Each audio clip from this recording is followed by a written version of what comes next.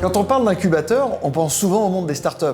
Et à la Fondation, nous avons eu l'idée de créer Incubasso, un incubateur, mais cette fois-ci d'associations. Il est né d'une idée simple pour répondre à un besoin indispensable, accompagner de jeunes associations prometteuses au moment où elles en ont finalement le plus besoin, c'est-à-dire au début de leur existence, où elles doivent se structurer, bâtir une gouvernance, rechercher des financements, des bénévoles, etc.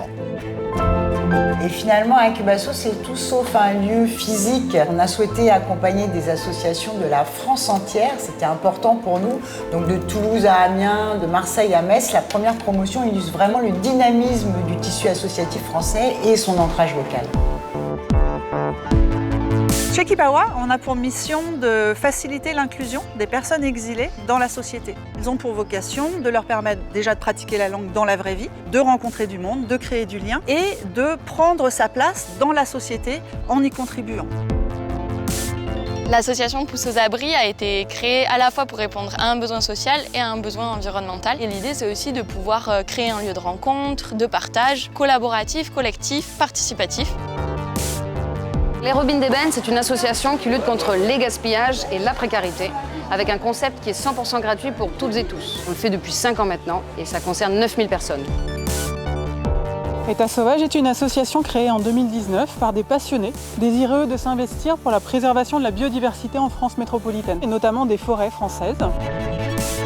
Je suis là, c'est une association qui a 5 ans maintenant et qui lutte contre la haine et la désinformation en ligne. Concrètement, on organise des actions coordonnées sur les plateformes et donc on joue en fait avec les algorithmes et on inverse la tendance de la haine en ligne.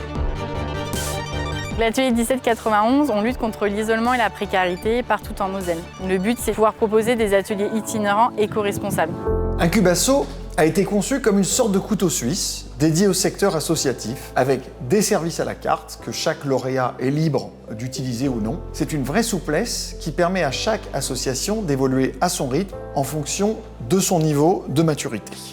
Au fil de ces 3 ans, ça nous a vraiment permis de structurer notre activité, de bénéficier de formations extrêmement adaptées.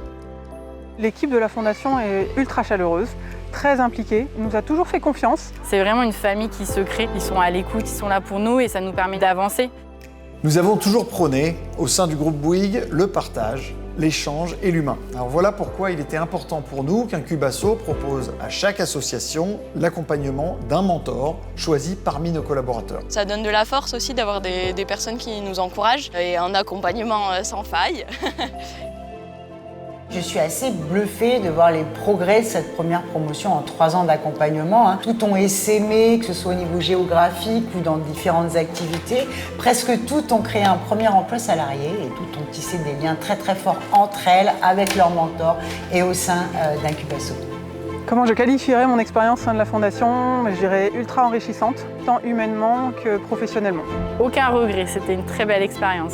Je voudrais vraiment dire merci à la Fondation Bouygues Télécom de nous avoir accompagnés, de nous avoir fait grandir. Foncez, candidatez sur cet appel à projet Incubasso.